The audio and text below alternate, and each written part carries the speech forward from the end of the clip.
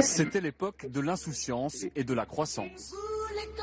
1970, pas de limitation de vitesse sur autoroute. Le litre d'essence à 1 franc, la DS dope les ventes de Citroën, le trafic aérien décolle et les usines tournent à plein régime.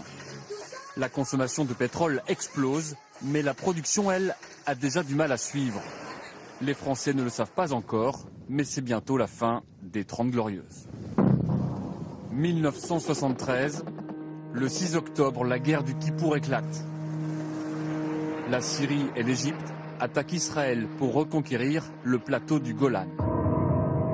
Pour punir ceux qui soutiennent Israël, les principaux pays exportateurs de pétrole décident d'augmenter le prix du baril de 70% et de réduire la production de 5% chaque mois. En France, les compteurs de pompes à essence s'emballent. Plus 30 centimes le litre de super ce 1er janvier 1974. 20% de hausse en un jour. Un coup de massue. Que pensez-vous de la hausse sur l'essence, monsieur? Bon, personnellement, ça va me gêner beaucoup, certainement. Je pense qu'il y a un abus vis-à-vis du public. C'est quand même scandaleux. J'en subis les conséquences comme tout le monde. Pour économiser l'essence auto, nous avons donc décidé de limiter la vitesse à 90 km à l'heure sur toutes les routes de France. Il y a aussi le changement d'heure, l'interdiction des enseignes lumineuses après 22 heures et une campagne de publicité. Vous verrez, en France, on n'a pas de pétrole, mais on a des idées. Aux Pays-Bas aussi, ils ont une idée radicale, circulation interdite le dimanche. Les habitants s'organisent comme ils peuvent. La Belgique et la Norvège feront pareil. Au-delà des transports, c'est toute l'économie qui s'enraye.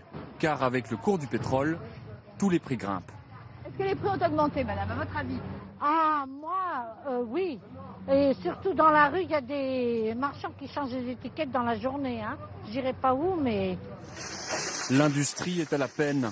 Dans la chimie, dans le textile, on recourt au chômage partiel et on licencie.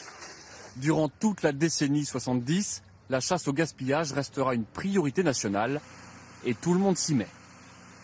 Nous allons tous éteindre en même temps pour mesurer, sur le cadran de l'EDF, l'économie qu'on peut faire. Si vous êtes prêts, je le suis. Attention, 1, 2, 3, éteignons les lumières. Depuis, à part quelques courtes accalmies, les cours du baril de pétrole n'ont cessé de grimper jusqu'à aujourd'hui, et le prix des carburants avec.